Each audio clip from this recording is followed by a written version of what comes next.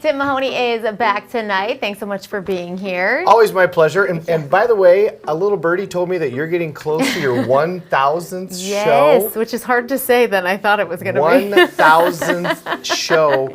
Congratulations. Thank That you. is a huge milestone. Yes, That's an amazing... Monday, March 3rd. Wow, So my dad's birthday. All right. Well, congratulations. I didn't mean to interrupt. Thank you. That's okay. You're allowed to.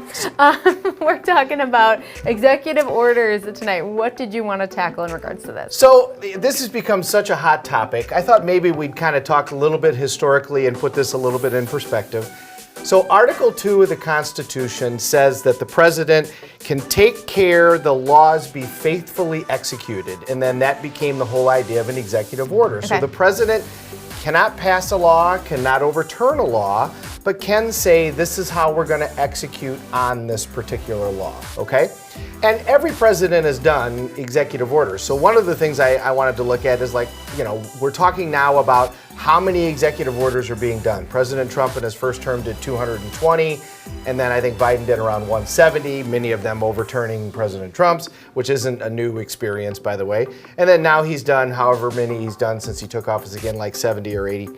So I looked at the 3 periods of time in the country when we had the greatest expansion of central government. Okay.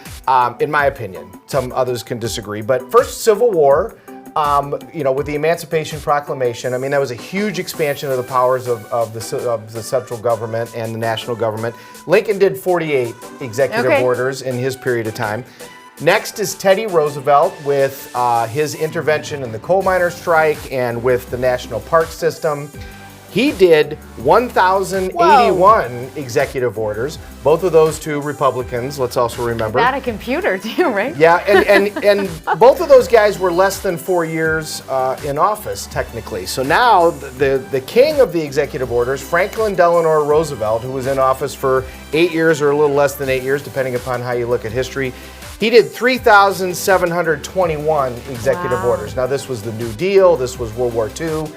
So obviously, and by the way, Hoover did over 1,000. So obviously, you know, doing a great deal of executive orders is not anything specifically new. So this has happened before.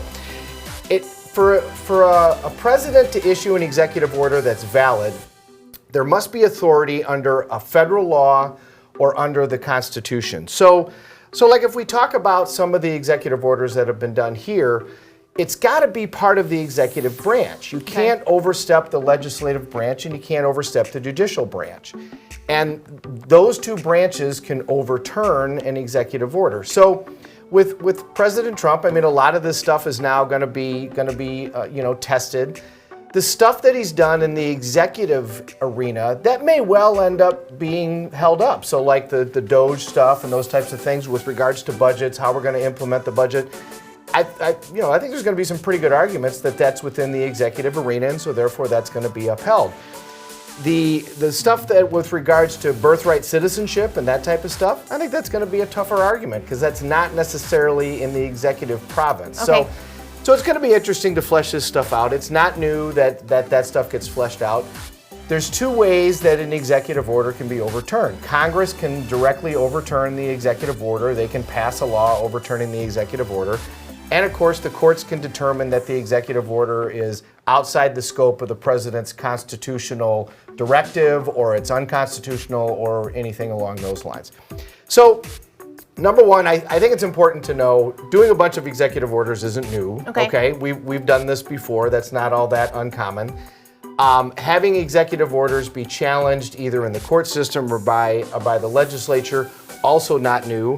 And a president coming in and overturning a bunch of the prior president's executive orders also isn't new. So we're kind of in territory that we've been before, and this is how the system works. So we're going to push the envelope in terms of what is that authority, and it's going to get redefined under our living, breathing document, which is the Constitution. You know, I mean, when FDR came in and started doing the New Deal stuff and started doing the stuff that he did for World War II, that was a much different time.